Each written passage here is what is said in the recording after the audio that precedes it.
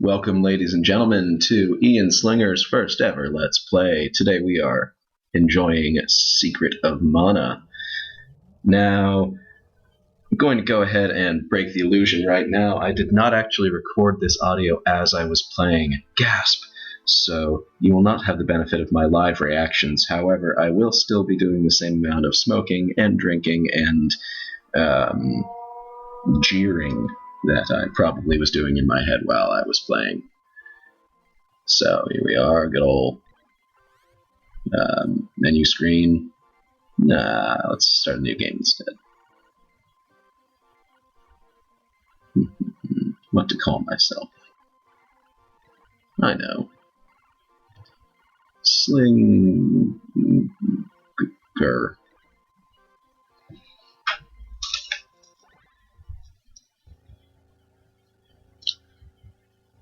Power of Mana. So what's mana exactly? It's something powerful, it seems. So it's like electricity or metal, maybe. Evil metal electricity.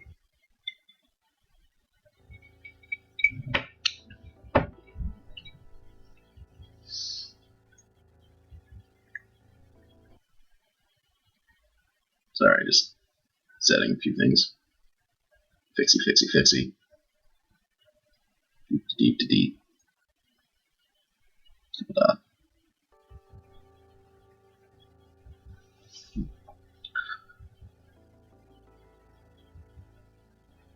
I don't think that's what a sword does. Well, that's usually what happens after civilization is destroyed. Rivers only go in one direction. Rivers don't. Oh, hey, I think I remember this effect from Link to the Past and Chrono Trigger and ActRaiser.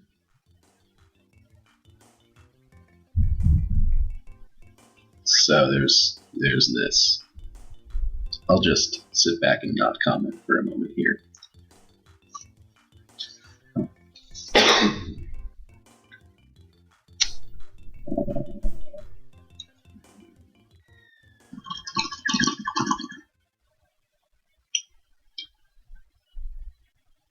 Right, so backstory.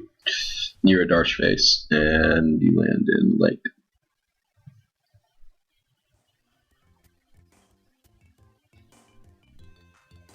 Going to not be able to run through lily pads.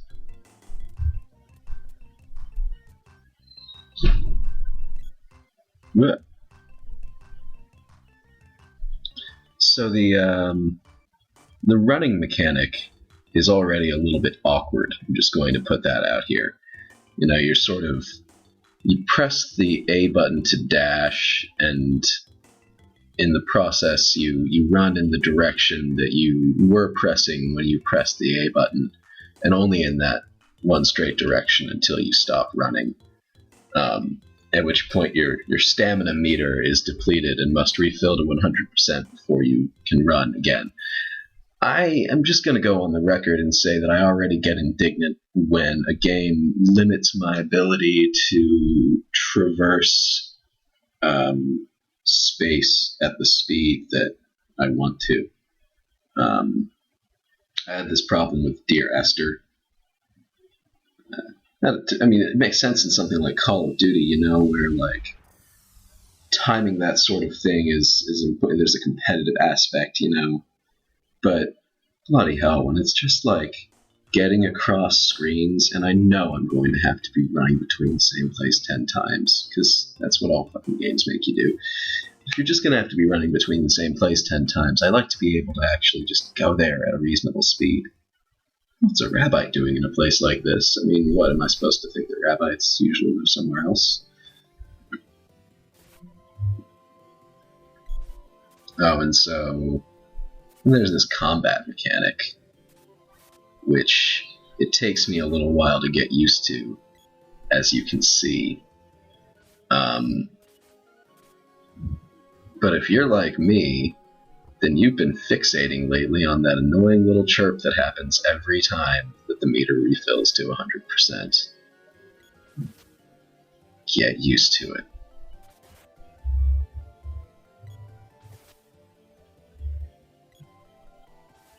Fuck that chest. I did not actually notice that the first time I played through.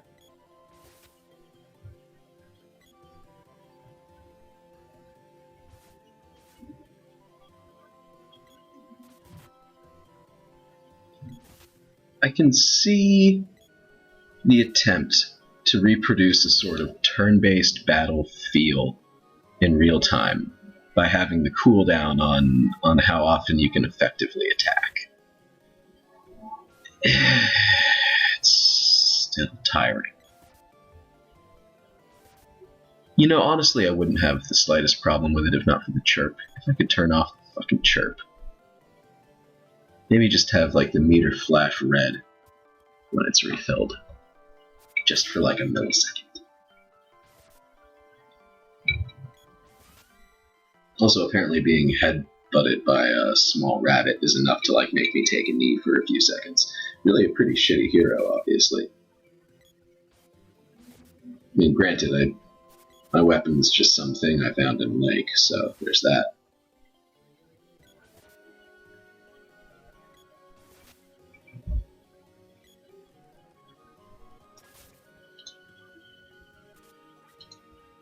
And I apologize if on this recording there's a bit of the music that's playing next door or something like that.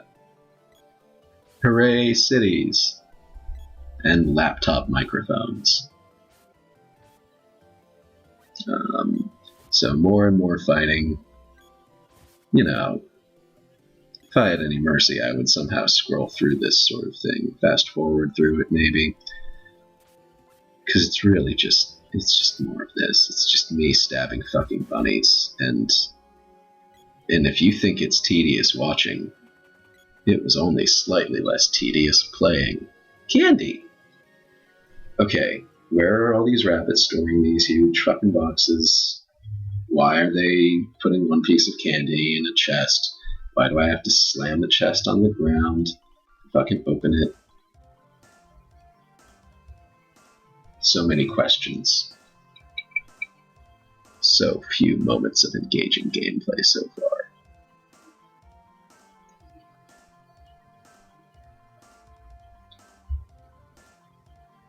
Yeah, total Darsh, you can't climb a log.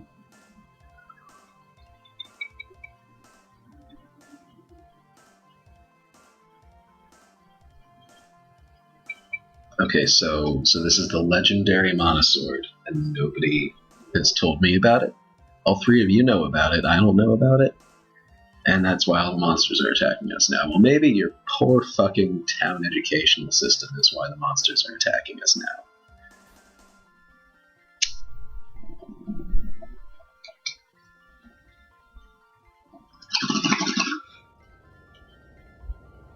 Hey, come into this conveniently square patch of flower berries.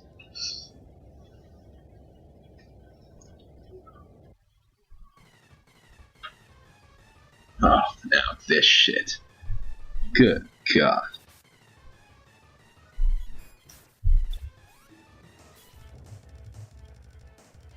So, I swear I'm less of a shitty gamer than it looks like during this battle. I swear I'm not walking directly into the arc of that attack.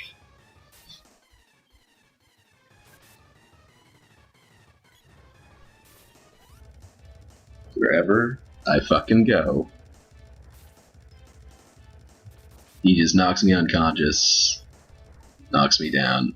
Now, I can understand if this is an attempt at, like, you know, that first battle in Mega Man X, where you're up against Vile, I think his name is, and, like, you're just up against a big old mech, and then Zero saves your ass. I can see that maybe they're trying to do something like that, the equivalent being that I just keep on being resurrected whenever I die. But it amounts to just tedium. Like, Oh, and now he starts fucking blocking and jumping and shit. And I still have to wait for my fucking attack meter to recharge, but he can string together combos. And, like... So... The thing is that... You inevitably win anyway, because you just get resurrected an infinite number of times. So... What, is this battle supposed to communicate, like, a sense of, like, powerlessness and maybe someday I'll be strong enough to beat folks like this easily? Is that what they're going for? Maybe. Maybe. If that's what they're going for, then I guess it's working out. Because it certainly made me hate my current level of skill.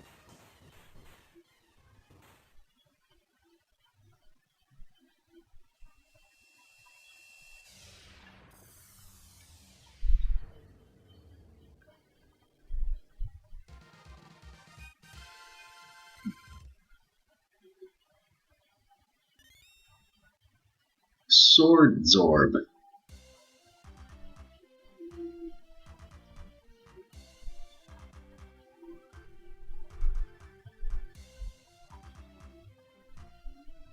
The real monosword. Rather than some imitation that someone stuck in a stump just to fool us.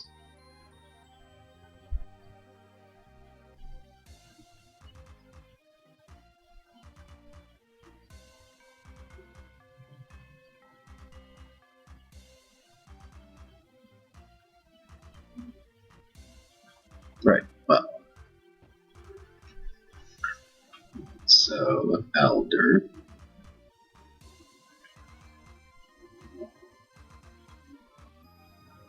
Okay, so... Another minor complaint that I would like to address during this cutscene here, if you want to call it that, is the scrolling of the visible area of the stage while you're walking. Now, it's not something that you can really see in these places because they're so small. But, can I get that armor? No. Okay. But here, you'll probably be able to see it. Fucking took me in and raised me, but he never told me about this fucking sword that I should never touch that happened to be like 10 feet away from the fucking town. Jesus, you're a shitty father. Okay. Anyway. So, it doesn't start scrolling to the next screen until you're like a full, like, 4/5 of the way to the next screen. Go now, before something else happens. Something else is always going to happen, dude. But, see, I'm all the way down at, like, the bottom there before it starts moving. And this makes me... It's like you can only see where you've been. Which just isn't... So here, like, to go somewhere else... Basically what it means is that I end up running into a lot of fucking enemies, because I didn't see them. And, that's cute and all, sure, but... tedious.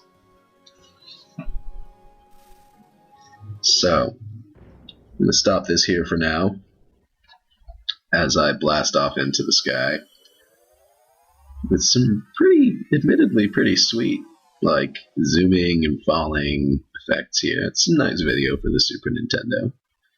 But here I am at the